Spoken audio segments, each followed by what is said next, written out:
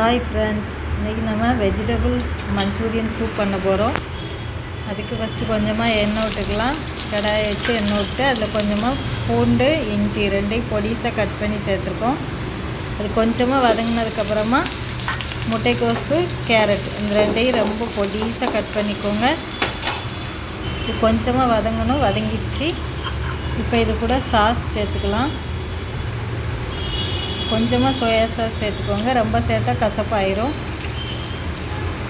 அது கூட red chilli sauce சேர்த்துக்கோங்க. சேர்த்து லைட்டாக மிக்ஸ் பண்ணிக்கலாம். இது கொஞ்சம் கொதிச்சு வரட்டும். அதுக்கப்புறமா லைட்டாக சூடான போதும் கொஞ்சமாக பொடிசாக கட் பண்ண மல்லி இலையும் இது கூட சேர்த்துடலாம். இப்போ நம்ம தேவையான அளவு தண்ணி ஊற்றிக்கிறோம். இது கொஞ்சம் வதங்கிடுச்சு. இப்போ நம்ம சூப்பு எந்த அளவுக்கு வேணுமோ அந்த அளவுக்கு தண்ணி ஊற்றிக்கலாம்.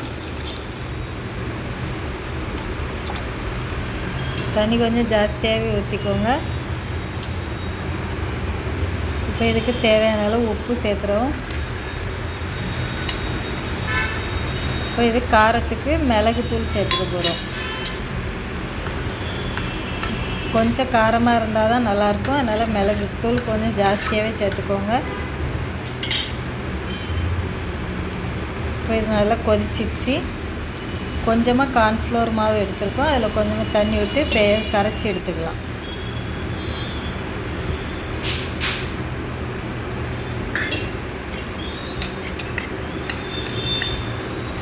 கரைச்சி அதையும் அது கூட சேர்த்துடலாம்.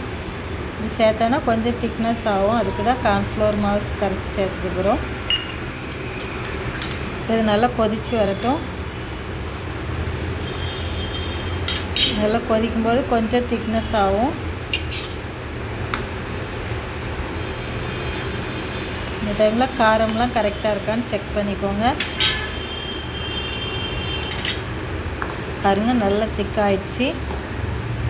ஓரளவுக்கு தண்ணியாகவும் இருக்கணும், கொஞ்சம் திக்காகவும் இருக்கணும். அவ்வளோதான், மஞ்சூரியன் சூப் ரெடி ஆயிடுச்சு. இப்போ நம்ம பவுலில் மாற்றிடலாம். அவ்வளோதாங்க, வெஜிடபிள் மஞ்சூரியன் சூப் தயார். இதுக்கு மேலே சேவ் போட்டுக்கலாம்.